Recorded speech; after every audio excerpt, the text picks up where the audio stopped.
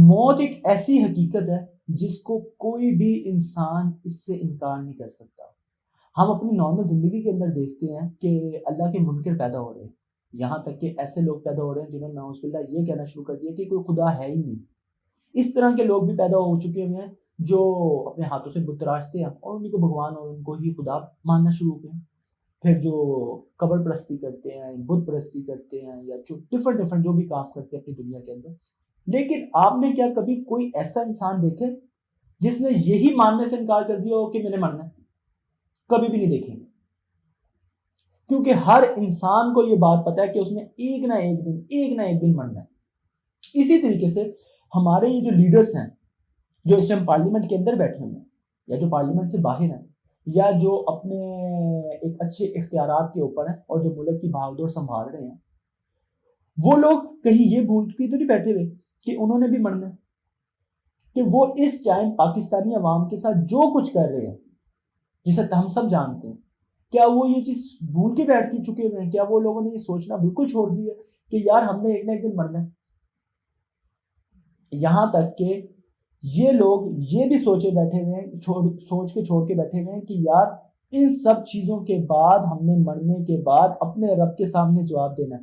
ہم آج جو بھی کام کر رہے ہیں ان سب کا ہم نے اپنے رب کے سامنے جا کر جواب دینا ہے۔ لیکن انسان کی جو زندگی ہے نا، اس زندگی کے اندر نا اللہ پاک نا ڈفرنٹ طریقوں سے آزماتے ہیں۔ جیسے اللہ پاک نے قرآن پاک میں فرمایا کہ ہم انسان کو مال و دولت، شہرت، یہ ساری چیزیں دے کر بھی آزماتے ہیں اور یہ سب کچھ چیزیں چھین کر بھی آزماتے ہیں کہ وہ اس ٹائم پہ کیا کرتا ہے اور اس ٹائم پہ کیا کرتا ہے۔ دونوں طریقے سے اللہ پاک انسان کو آزماتے ہیں۔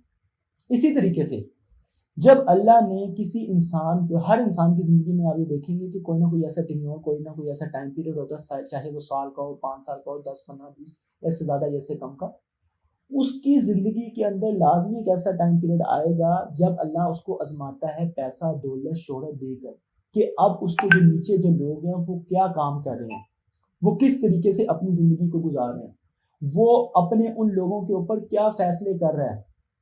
کیا اس نے نعوذ باللہ خدا تو نہیں بن گیا؟ اپنی مرضی کے سارے فیصلے تو نہیں کر رہا؟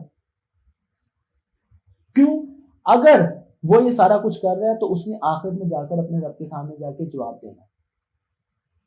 یہ جب اتنے بڑے لیڈرز کی جب موت ہوتی ہے، جب اتنے بڑے لوگوں کی جب موت ہوتی ہے، تو وہ ہم تمام عوام کے لیے اور پارلیمنٹ میں بیٹھے ہوئے لوگوں کے لیے، پارلیمنٹ سے باہر بیٹھے ہوئے لوگوں کے لیے، ہم تمام لوگوں کے لیے یہ سوچنے کے اوپر بات ہے کہ یار وہ تو جنہوں نے جو فوت ہو چکے ہیں، اللہ پاک ان کے درجات کو بلند کرے، ان سے جو بھی غلط فیصلے ہوئے پاکستانی عوام کے لیے، اللہ پاک اپنی رحمت اور شفقت سے ان فیصلوں میں بھلائی کا ایلیمنٹ لے۔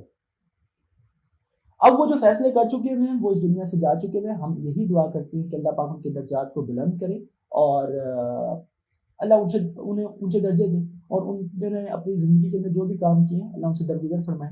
انا للہ و انا الیہ راجعون۔ لیکن جو آج جو لوگ بیٹھے ہوئے ہیں ان کے لیے تو اللہ نے ایک ہدایت دے دی ہے نا کہ یار تم لوگوں نے تو کل جانا ہے۔ جب تم لوگوں نے کل جانا ہے، جب تم لوگوں نے کل اللہ کے سامنے حاضر ہونا ہے، تو تم اپنا آج کیوں نہیں بہتر کر رہے؟ تم کیوں بھول کے بیٹھ گئے کہ یار تم نے مرنا ہے؟ کیا وجہ ہے؟ سب سے بڑی وجہ یہ ہے کہ شیطان انسان کو گمراہ کر دیتا ہے، اور انسان کے جو اعمال ہیں وہ انسان کو یہ بات سوچنے سے ہی بھولے بیٹھ جاتے ہیں۔ ہم اپنے ہاتھوں سے اپنے عزیزوں کی، اپنے رشتہ داروں کی، اور اتنے بڑے بڑے لیڈرز اور اتنے بڑے بڑے لوگوں کی، اپنے ہاتھوں سے لوگوں کو قبر میں اتارتے ہیں، ہم وہیں پر کھڑے ہوتے ہیں۔ لیکن وہاں پر لوگوں کے دماغوں میں کیا بات چل رہی ہوتی ہے کہ یار یہ جلدی سے یہ سارا کچھ ہو، ہم اپنے کام میں جائیں، دنیاوی کاموں میں دوبارہ مشغول ہیں۔ گنتی کے کچھ ایسے لوگ ہوتے ہیں جو یہ بات بھی سوچ رہے ہوتے ہیں کہ یار آج اس کی باری تھی، کل میری باری ہے، آج مجھے اللہ نے ہدایت دے دی ہے تو آج سے میں بھی اپنی زندگی کو اپنے اللہ کی مرضی کے مطابق گزاروں گا، اور اگر میرے ہاتھ میں کوئی اختیارات ہیں تو میں اس سے بہتری کی کوشش کروں گا، اپنی عوام کی بہتری کے لیے کوشش کروں گا۔ ہم لوگ یہ سب کچھ بھول بیٹھے ہیں۔ اسی طریقے سے ہمارے پرانے زمانے کے جو لوگ تھے، فرعون تھے، یا جو اور جو جتنے بھی بڑے بڑے جو لوگ گزرے، جو بادشاہ گزرے، وہ یہ سب کچھ بھول بیٹھے ہوئے تھے۔ انہوں نے اپنی بادشاہت کو انجوائے کیا، اپنی دنیا کو انجوائے کیا۔ اگر آج بھی فرعون اللہ سے کیا دعا مانگ رہا ہوگا؟ یہی دعا مانگ رہا ہوگا نا کہ اللہ مجھے واپس بھیج دے، میں اب تو تیرے پہ ایمان رکھتا ہوں، لیکن اب اس کا وہ ایمان کسی کام کا نہیں ہے، تو مجھے اب واپس بھیج دے میں پوری زندگی تیری عبادت کروں گا، پوری زندگی تیرے لوگوں کے ساتھ اچھے عمل کروں گا، تو پوری زندگی لوگوں کی اصلاح کرنے کی کوشش کروں گا، غلامی کو ختم کروں گا، یہ سب چیزوں کے لیے دعا کر رہا ہوگا نا، لیکن کیا وہ آج واپس آ سکتا ہے؟ ہرگز نہیں۔ اس کا جو عمل ہونا ہے وہ تو اللہ نے جس طرح کا بھی کرنا ہے وہ اللہ بہتر جانتا ہے۔